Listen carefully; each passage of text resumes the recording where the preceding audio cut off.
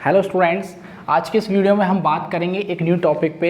हमारा टॉपिक था drainage system. Drainage system जो हमने लेसन स्टार्ट किया था, तो ड्रेनेज सिस्टम का पूरा पार्ट स्टार्टिंग से लेकर के एंड तक पूरा फिनिश होने जा रहा है। आज हम लोग थोड़ा सा 1-2 मिनट इसका पहले बैक पोर्शन देखेंगे और उसके बाद में हम टॉपिक पर डिस्कशन करेंगे कि role of the river in the economy क्या है, मतलब इकोनॉमी के अंदर इस चैप्टर्स में क्या रोल रहा है।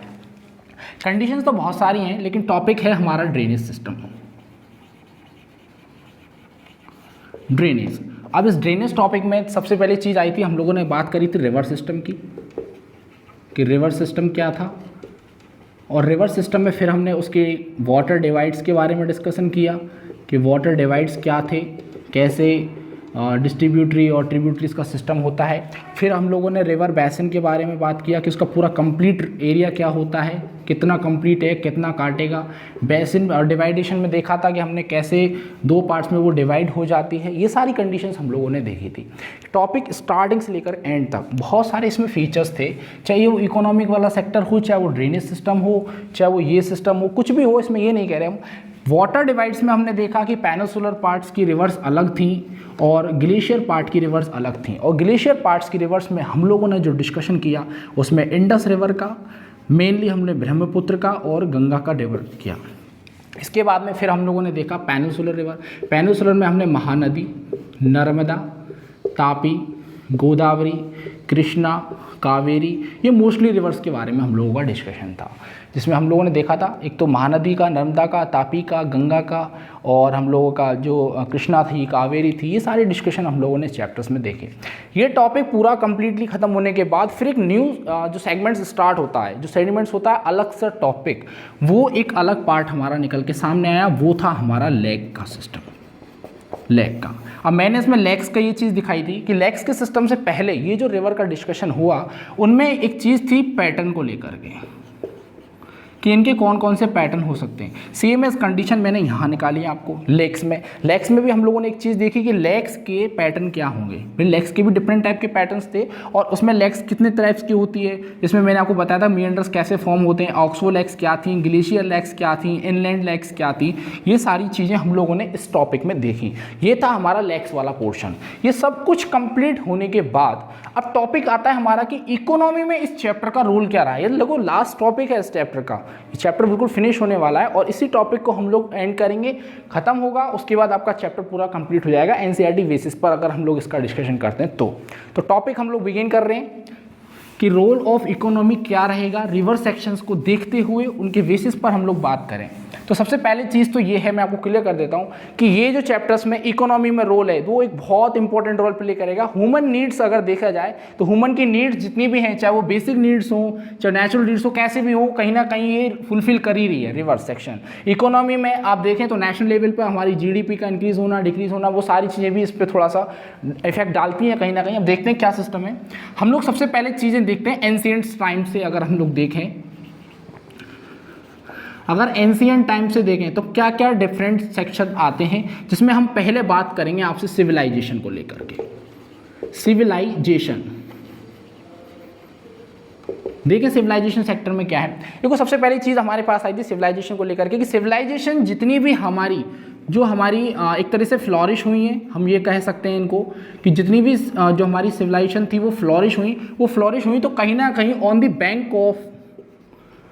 बैंक ऑफ सम रिवर्स, कुछ रिवर्स के पास में ही उनका एक सेक्टर्स हुआ है। कहीं ना कहीं कोई भी रिवर्स हो, मैं ये नहीं कहता। देखो आप एग्जांपल लेके चल सकते हैं हम लोग इंडस रिवर का, सपोज दैट इंडस। तो आपने देखा होगा कि इंडस सिविलाइजेशन थी। इंडस सिविलाइजेशन जो फॉर्म हुई उसमें कहीं ना कहीं एक इंडस सिविलाइजेशन में इंडस रिवर का रोल रहा है। तो पहले क्या होता था कि एंशिएंट टाइम पर जो रिवर्स फॉर्म होती थी ना, उन रिवर्सों में सिस्टम होता था कि वो सिविलाइजेशन के बिल्कुल बैंक पर होती थी, और बैंक पर होती थी तो कुछ तो बात होगी इसमें, ठीक है। देखो आप इसकी ट्रिब्यूटरी देखो, आप सतलज की बात करें, जैसे ब्यास की बात करें, हम लोग रावी की बात करें, चिनाब की बात करें, ठीक है। चिनाब का एग्जाम्पल होता है हमारे पास, झेलम का एग्जाम्पल है। ये देखो इसकी ट्रिब्यूटरीज थी, और इसमें भी मैंने आपको अलग से बताई थी जो कुछ डिस्ट्रीब्यूटरी थी, जैसे कि श्योक का एग्जाम्पल लिया था हमने, जस्कर का एग्जाम्पल लिया था। ये सारे जो एग्जाम्पल लिए थे, एक तो जस्कर का एग्जाम्पल लिया था, एक श्योक का एग्जाम्पल लिया था। ये सारी चीज़ें भी कहीं ना कहीं इस सिविलाइजेशंस को देखकर बनती है। देखो सिविलाइजेशंस में जो रिवर्स के जो फैक्टर्स रहे हैं उसमें देखो हम लोग एग्जाम्पल कालीबंगा का भी ले सकते हैं। कालीबंगा है सिविलाइजेशन, ये भी देखो घग्गर रिवर के पास में ही है। इसको भी हम एग्जाम्पल ले सकते हैं, ठीक है। इसके अलावा देखो लोथल का एग्जाम्पल ले सकते हैं, रोपड़ का एग्जाम्पल ले सकते हैं, धोलावीरा का एग्जाम्पल ले सकते हैं। इतनी सारी सिविलाइजेशंस के हम लोग एग्जाम्पल ले सकते हैं। अब इन एग्जाम्पलों में हमने ये तो एक इंडिया की नेशनल लेवल पे हमने देखा कि हमारे इंडियन सेक्टर्स में कहीं ना कहीं रोल रहा है, क्या इसका वर्ल्ड लेवल पे भी रोल रहता है क्या? रिवर सेक्शन में आप एक एग्जाम्पल ले सकते हो जैसे कि इजिप्ट सिविलाइजेशन, इजिप्ट सिविलाइजेशन। अब इजिप्ट सिविलाइजेशन में आपने एक रिवर का नेम सुना होगा, नाइल रिवर का। तो नाइल रिवर देखिए आपने पूरे वर्ल्ड की सबसे लार्जेस्ट रिवर है, और वर्ल्ड की सबसे लार्जेस्ट रिवर होने के बेसिस पर भी हम देखें तो इजिप्ट सिविलाइजेशन कहीं ना कहीं नील रिवर के बैंक पर ही इसका फ्लोरिश हुआ।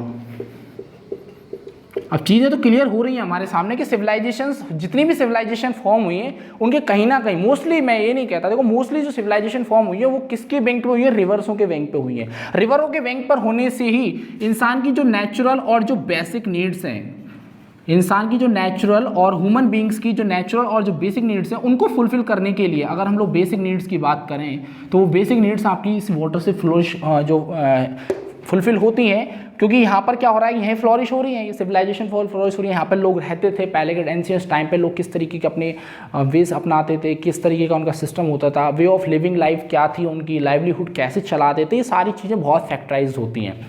अब ये टॉपिक्स में हम लोग यहाँ देख रहे थे कि नेचुरल सेक्शन क्या है, इजिप्ट में क्या हुआ, ये सारी चीज़ें देखी। अब इसमें भी आपको मैं एक बेटर एग्जाम्पल दे सकता हूँ। हम लोग देखें तो मेसोपोटामिया जो सिविलाइजेशन है, ये सिविलाइजेशन जो बनी थी वो डजला और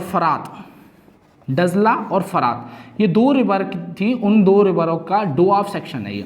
आप कहोगे सर डोआब सेक्शन क्या होता है? मैंने पहले के चैप्टर्स में स्टार्ट किया था कि डो मीन्स होता है टू, आब का मतलब होता है वाटर, मतलब दो रिवर के बीच में। देखो एक रिवर आपकी ये फ्लोरिश कर रही है, ठीक है, और एक रिवर आपकी ये फ्लोरिश कर रही है। इस रिवर के बीच में अगर कोई प्लेसेस बनता है तो वो वाला प्लेसेस डोआब प्लेसेस होता है। और इसी डोआब प्लेसेस का मैं एग्जांपल लेके चल रहा हूँ आपको मेसोपोटामिया सिविलाइजेशंस का।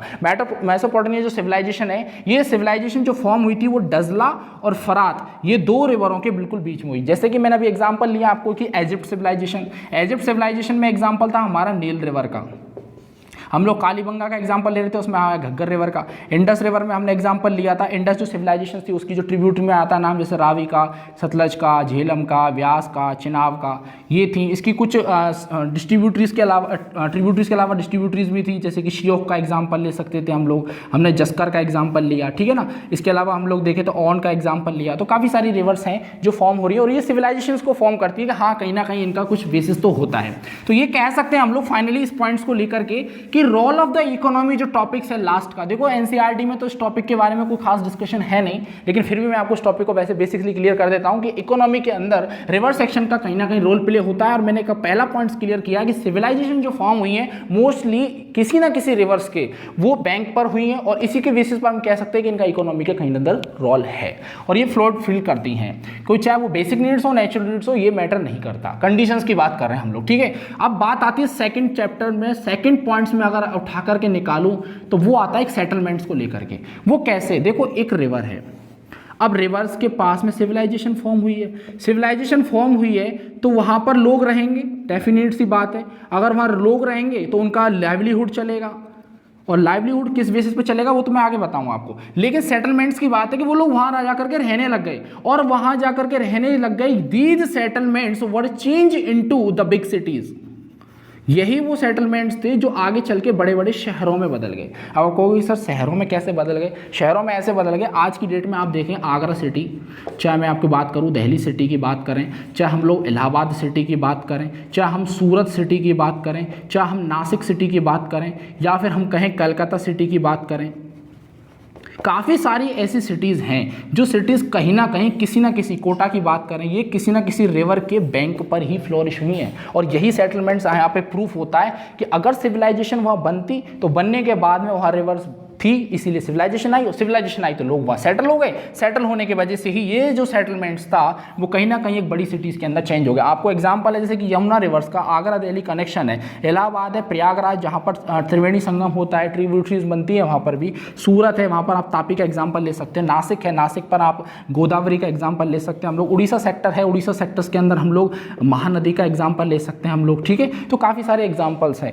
कोलकाता है, कोलकाता आप हुगली का एग्जाम्पल ले सकते हैं, हुगली रिवर है उसका एग्जाम्पल ले सकते हैं, ठीक है ना। तो काफ़ी सारे एग्जाम्पल्स हैं जो रिवर्स सेक्शन को लेकर के हैं, और उनका कहीं ना कहीं इंपॉर्टेंट रोल प्ले हो रहा है इकोनॉमी में, क्योंकि वो लोगों को एक सेटलमेंट्स दे रही थी। सेटलमेंट्स ही आगे चल के लोगों के मतलब एक तरीके से बेसिक नीड्स और नेचुरल जो चीज़ें थी वो फुलफिल इन्हीं चीज़ों से हो पा रही थी। तो हम कहेंगे इस बात को कि इकोनॉमी के अंदर इनका कहीं ना कहीं रोल प्ले होता है, ठीक है।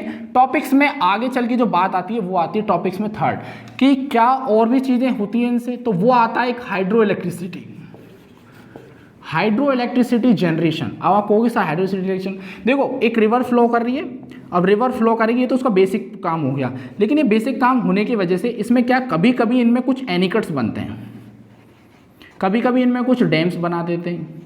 अब डैम्स और एनीकट से क्या है, उसके वाटर को तो स्टॉप कर सकते हो आप, उसको अलग अलग पार्ट्स में डिवाइड कर सकते हो अगर उसका फ्लोइंग पार्ट बहुत ज़्यादा है तो।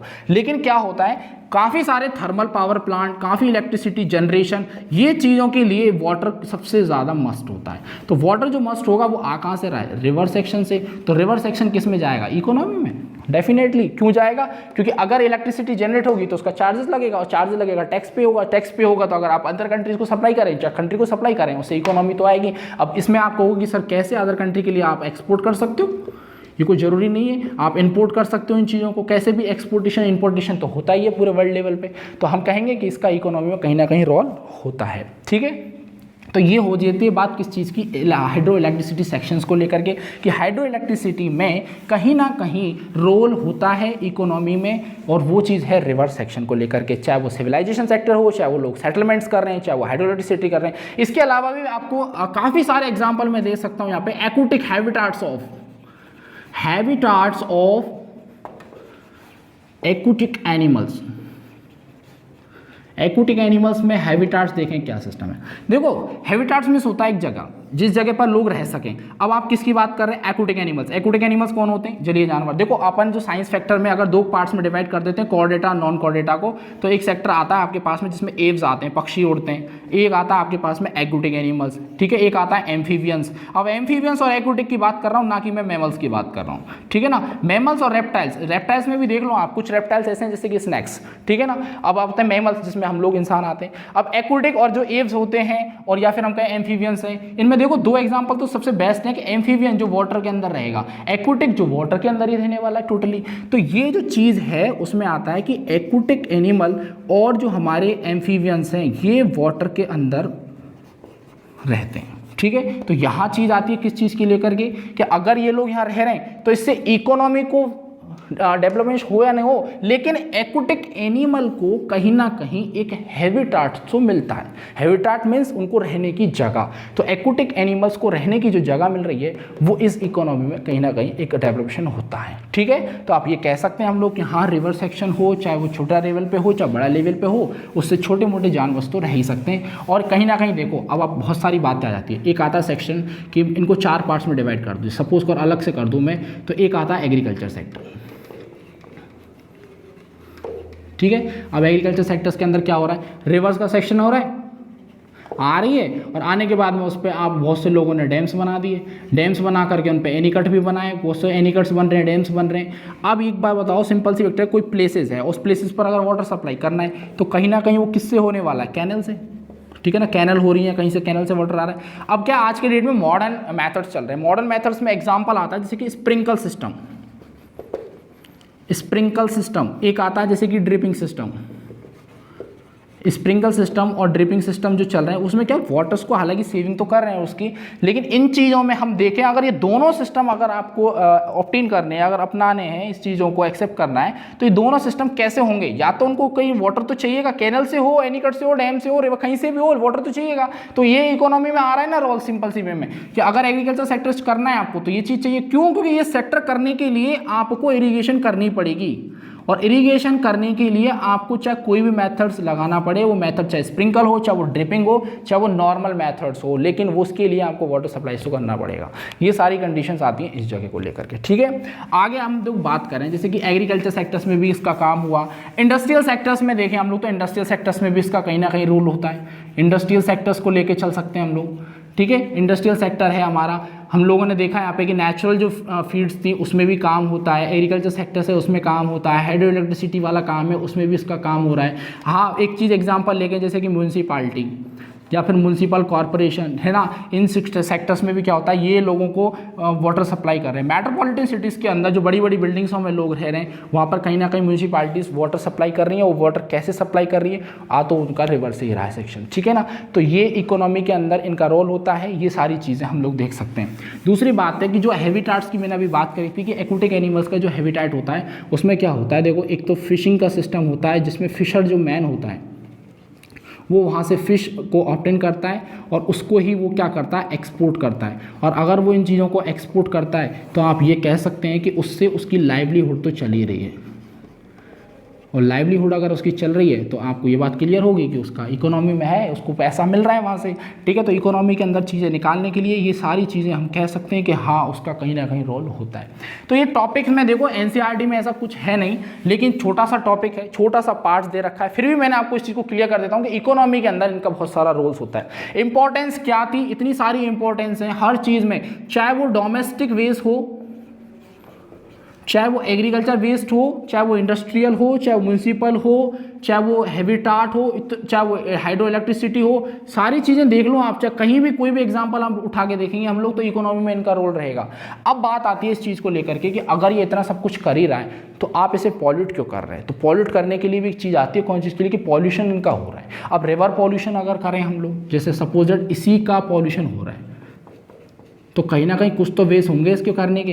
तरीके क्या हैं, देखो तरीके ये है, नेचुरल ब्यूटी ऑब्टेन कर रही है आपको, सबसे पहली चीज़ तो ये नेचुरल ब्यूटी को ये अगर आपको शो कर रही है और अगर ये आपको मॉडरेट करती है क्लाइमेट को, मॉडरेट करती है क्लाइमेट को। अब आप कहोगे सर मॉडरेट कैसे करेगी क्लाइमेट को, क्लाइमेट को मॉडरेट ऐसे करेगी, किसी जगह से रिवर फ्लो करती है तो उसके आसपास का जो वेज होता है या फिर आसपास की जो प्लेसेस होती है वहाँ का जो वेदर होता है ऑलवेज प्लेजेंट होता है। ऑलवेज प्लेजेंट में सुहावना मौसम, अगर वहाँ का प्लेजेंट वेदर रहेगा तो वहाँ की क्लाइमेट मॉडरेट रहेगी, क्लाइमेट मॉडरेट रहेगी तो वहाँ ब्यूटी रहेगी, और अगर वहाँ ब्यूटी रहेगी, वहाँ नेचुरल ब्यूटी है, देन डेफिनेटली वहाँ पर लोग टूरिस्ट तो आएंगे ही आएंगे। और अगर वहाँ टूरिस्ट आते हैं तो उससे टूरिज्म होगा, और अगर यहाँ से टूरिज्म होगा तो यहाँ से कहीं ना कहीं एक इनकम सामने आती है, और इनकम सामने आती है तो हम कह सकते हैं कि इकोनॉमी में इसका भी रोल है। इकोनॉमी में रोल कैसे रहेगा, पॉल्यूशंस की बात बाद थोड़ा सा हटा दें, थोड़ा सा इसको उधर कर रहे हैं, मैं इस चीज़ को पहले क्लियर कर रहा हूँ कि नेचुरल ब्यूटी में क्या सिस्टम था कि सिंपल सी बात है कि मॉडरेट करेगी क्लाइमेट्स को, क्लाइमेट को मॉडरेट करेगी, वेदर प्लेजेंट होगा, वेदर प्लेजेंट होगा, ब्यूटी होगी, नेचुरल ब्यूटी मिलेगी, लोग आएंगे वहाँ पर है घूमने के लिए, टूरिज्म आएंगे, टूरिज्म होगा, टूरिस्ट आते हैं तो टूरिज्म होता है, और यहाँ से क्या होता है, इनकम होती है, और इनकम होकर के सीधा इकोनॉमी के अंदर एक रोल होता है। अब ये सारी चीज़ें हमने देख ली, अब सिंपल सी वे में हम सारी चीज़ों को क्लियर कर देते हैं कि अब इसका पॉल्यूशन क्यों होगा। देखो पॉल्यूशन कैसे हो रहा है, पहला एग्जांपल ही लेके चल रहे हैं हम लोग एग्रीकल्चर। आप कहोगे सर अभी तो आपने इसका फ़ायदा दिखा रहे थे अब आप कहोगे सर इसी से इसका पॉल्यूशन हो रहा है। बिल्कुल, आप एक फॉर्म लेके चल रहे हैं, इस फॉर्म के अंदर आपने तो इसमें क्या कर दिया, वाटर डाल दिया, लेकिन आप अपने खुद के लिए, अपने सेल्फ चीज़ों के लिए लोग क्या करते हैं, इसमें इंसेक्टिसाइड तो डाल रहे हैं ना, आप इसमें इंसेक्टिसाइड डाल रहे हो, या फिर आप इसमें क्या कर रहे हो, फर्टिलाइजर डाल रहे हो, फर्टिलाइजर डाल रहे हो। इसके अलावा आप कहोगे कि सर इसमें और क्या डाल रहे हैं, हम लोग पेस्टिसाइड्स डाल रहे हैं। अब आप कहोगे सर ये सिस्टम समझ में नहीं आ रहा। सिस्टम समझ में इसलिए नहीं आ रहा, दो चीज़ें होती हैं, एक होता है मैन्योर, एक होता है फर्टिलाइजर। फर्टिलाइजर में इंसेक्टिसाइड्स डाले जाते हैं, उर्वरक वगैरह, जिसमें सोडियम पोटास नेचुरल चीज़ें होती हैं, ठीक है ना, पोटेशियम सल्फेट्स वगैरह, कैल्शियम कार्बोनेट, ये सारी चीज़ हम लोग उसमें डाल देते हैं। अब क्या करते हैं, ये सिर्फ क्यों डाल रहे हैं हम लोग, हम तो ये जानते हैं कि हमारा प्रोडक्ट बिल्कुल इंक्रीज़ हो जाए, हम ये चाहते हैं हमारा प्रोडक्शन होना चाहिए बहुत ज़्यादा, इससे पब्लिक मरे तो मरे, हमें इससे कोई मैटर नहीं करता, मतलब सिर्फ सेल्फ डिफेंस ही, वो तो खुद की सेल्फिश के लिए लोग क्या करते हैं, एग्रीकल्चर तो कर रहे हैं और एक बड़े लेवल पे कर रहे हैं, प्रोडक्ट चाहते हैं उनको, तो वो क्या करेंगे, पेस्टिसाइड डालेंगे, इंसेक्टिसाइड्स डालेंगे, उसमें फर्टिलाइजर डालेंगे, मैन्योर नहीं डाल रहे हैं उसमें।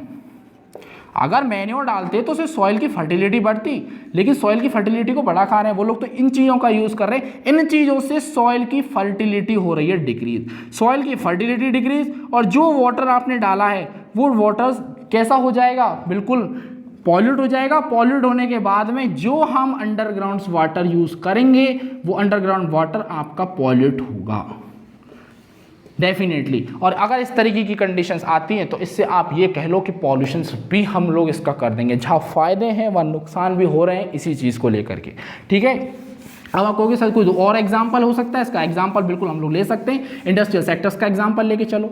अगर इंडस्ट्रियल सेक्टर्स में अगर हम लोग एग्जाम्पल लेते हैं तो सिंपल है, कोई इंडस्ट्री है, उस इंडस्ट्री को वाटर तो सप्लाई हो रहा है, लेकिन उसमें क्या होता है वो लोग सेडिमेंट्स डाल देते हैं, उस वाटर के अंदर वो लोग सेडिमेंट्स डालेंगे, और वो सारे सेडिमेंट्स जिसमें वेस्ट मटेरियल भी होगा, वेस्ट मटेरियल होगा, और जो वेस्ट मटेरियल प्लस सेडिमेंट्स दोनों मिक्सअप हो जाते हैं, और इतनी सारी चीज़ों का जो वेस्ट सामने आता है वो सारा सिस्टम जा कर के कहाँ जा रहा है, रिवर्सों के अंदर जा रहा है, ठीक है। और रिवर्स के अंदर जाने के बाद में क्या हो रहा है, रिवर पॉल्यूट हो रही है। पॉल्यूट होने के बाद में उसके रीजंस क्या, बहुत ज़्यादा खराब हो जाएगी, वो सिस्टम खराब होगा, इससे प्रॉब्लम क्रिएट होगी। अब देखो इन सारी चीज़ों को देखने के लिए आपको क्लियर कर देता हूँ, 1986 के अंदर सबसे पहले एक नमामि गंगे जो प्लान चलाए थे कि गंगा को सबसे पहले तो उसको कंजर्व करो, तो गंगा को कंजर्व करने के लिए नमामि गंगे एक प्रोग्राम चलाया था, उसमें सिंपली बताया था कि हम लोग गंगा को कैसे कंजर्व करते हैं। नाउ एट प्रेजेंट आप ये चीज़ फील कर सकते हो कि रिवर पॉल्यूशन होने के रीजंस क्या होते हैं, सिर्फ और सिर्फ ह्यूमन बीइंग होता है इसका मोस्टली एग्जाम्पल, क्योंकि कोविड-19 के चलते हुए 4 to 5 मंथ से जो लॉकडाउन चल रहा है उससे गंगा रिवर्स को काफ़ी ज़्यादा प्रॉफिट मिला है, वो पॉल्यूट नहीं हो रही है इस चीज़ से, क्योंकि वहाँ पर लोग टूरिज्म के लिए जा नहीं रहे, वो चीज़ के वाटर को यूज़ नहीं कर रहे हैं, और उसका कहीं ना कहीं पॉल्यूशन नहीं हो रहा है। तो हम ये कह सकते हैं कि नमामि गंगे प्रोग्राम 1986 में चलाया, लेकिन उसका काम उस पर प्रॉपर तरीके से नहीं हुआ। कोविड-19 ने ये चीज़ को बिल्कुल प्रूफ करके दिखाया कि नमामि गंगे प्रोग्राम कैसे था। इस चीज़ के लिए आप देख सकते हैं नेशनल रिवर कंजर्वेशन प्रोग्राम जो चलाए गए हैं वो सिर्फ और सिर्फ इसीलिए चलाए गए हैं कि हम इकोनॉमी के अंदर जिस चीज़ का यूज़ हो रहा है उसी चीज़ को हम लोग पॉल्यूट कर रहे हैं, और इससे हमें कितने सारी प्रॉब्लम क्रिएट होंगी, और हमें खुद को ही इस चीज़ को देखना होगा। तो ये एक टॉपिक था हमारा ड्रेनेज सिस्टम टॉपिक पूरा फाइनली खत्म हो चुका है। एक छोटा सा पैराग्राफ था कि इकोनॉमी में क्या रोल है, इसको भी मैंने बहुत अच्छे लेवल पे आपको डिस्क्राइब करके दिया कि इंपॉर्टेंट रोल क्या हो सकता है इसका। चैप्टर हमारा फाइनली फिनिश हो चुका है। एनसीईआरटी के जो क्वेश्चन है वो आपको फाइनली मैंने नोट्स में फाइनली फिल करके दिए हुए हैं, आप सिर्फ नोट्स को राइट कर सकते हैं। इससे रिलेटेड आपको कोई प्रॉब्लम हो तो आप हमें कमेंट सेक्शन में बता सकते हैं। Thank you so much.